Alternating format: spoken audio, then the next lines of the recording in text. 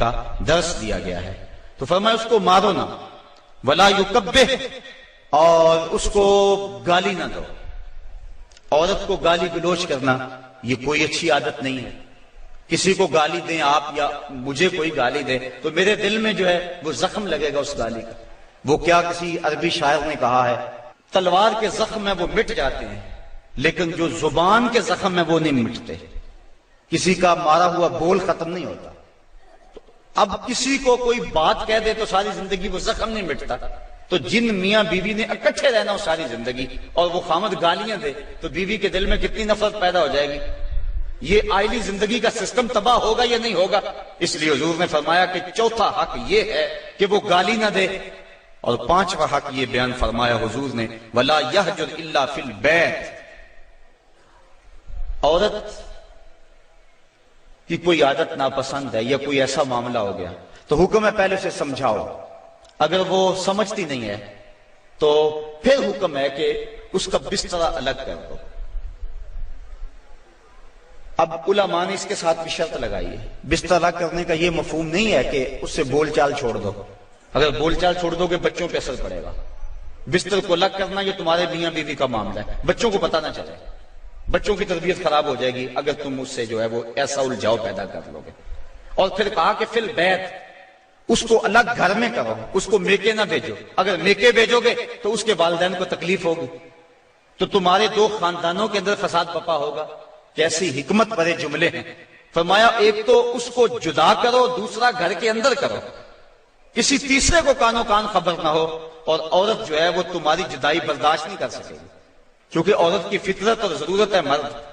وہ مرد کو دیکھ کر تسکین پاتی ہے، اور مرد کا چہرہ اجڑ جائے تو گھر اس کو کھانے کو آتا ہے، گھر میں اسے سکون ہی ملے گا، ہر طرح کی دولت و آسودگی ہو، لیکن خامد کا چہرہ سیدھا نہ ہو تو عورت کو سکون ہی نہیں ملے گا۔ اس لیے فرمایا کہ تم اس سے ناراض ہو جاؤ، بگڑ جاؤ، لیکن گھر کے اندر بستر سے الگ ہو جا، الگ سونا شروع کر دو، لیکن گھر کے اندر، تاکہ بچوں کے حالات پر بھی فرق نہ آئے اور تمہارے خاندانوں کے اندر بھی تفریق نہ پڑے۔ تو کہا یہ حق ہیں عورت کے مرد کے ذمے۔ اب ذرا ان پہ بار بار غور کریں۔ فرمایا جو خود کھاتے ہو انہیں کھلاؤ، جو خود پہنتے ہو انہیں پہناؤ، اور چہرے پر نہ مارو، اور فرمایا ان کے بستر الگ کر دو اور ان کو گالی نہ دو۔ یہ حضور علیہ السلام نے عورت کے حق بیان فرمائے۔ اور پھر حضور نبی رحمت صلی اللہ علیہ وآلہ وسلم نے یہ بھی ارشاد فرمایا، اکمل المؤمنین ایمانا احسنهم خلقا وخیارکم خیارکم لأہلہ۔ فرمایا تم میں سے کامل ایمان اس شخص کا ہے جس کے اخلاق اچھے ہیں، خلق اچھا ہے، جس کا منہ مٹھا ہے، جس کی بولی ٹھیک ہے۔ وہ کیا کسی نے کہا تھا، لہجے میں اگر رس ہو تو دو بول بہت ہیں۔ انسان کو رہتی ہے محبت کی زبان یاد، انسان کو محبت کی بولی یاد رہتی ہے۔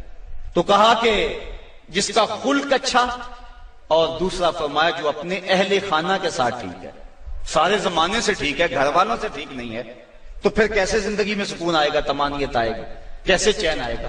تو تم میں سے بہتر وہ ہے جو اپنے گھر والوں کے ساتھ بہتر ہے۔ اور ابھی روایت میں نے آپ کے سامنے رکھی جس میں حضور نے فرمایا کہ میں تم میں سے سب سے زیادہ اپنے گھر والوں کے ساتھ حسن سلوک کرنے والا ہوں اور اچھائی کرنے والا ہوں۔ تو یہ حکم دیا گیا۔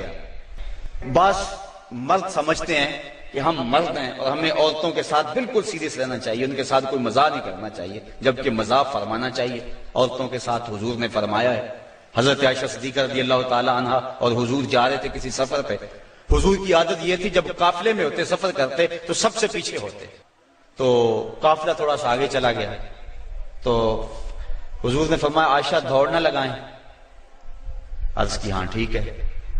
حضرت عائشہ صدیقہ رضی اللہ تعالی عنہا کہتی ہیں کہ میں پتلی دبلی تھی، میں اپنے پاؤں سے آگے نکل گئی۔ یہ لفظ کہ حضرت عائشہ صدیقہ نے یہ نہیں کہا میں حضور سے آگے نکلی، بلکہ ادب کا یہ عالم ہے، کہا میں اپنے پاؤں سے آگے نکل گئی۔ خیر معاملہ ختم ہو گیا، کافی عرصہ بیت گیا۔ ایک دن پھر ہی ایسا موقع بنا، میرے جسم میں تھوڑی سی فربہی آ گئی تھی، تو حضور نے فرمایا عائشہ دوڑ نہ لگائیں؟ میں نے کہا لگاتے ہیں۔ تو جب دوڑ لگائی تو میں پیچھے رہ گئی، حضور آگے چلے گئے۔ تو حضور نے پیچھے پلٹ کے دیکھا اور مسکرا کے فرمایا یہ اس دن والا بدلہ ہو گیا۔ تو اب مزاح فرمایا حضور علیہ السلام نے، اور حضرت عائشہ صدیقہ رضی اللہ تعالی عنہ فرماتی ہیں کہ اللہ کے محبوب علیہ السلام مجھے حمیرہ کہہ کے پکارتے تھے.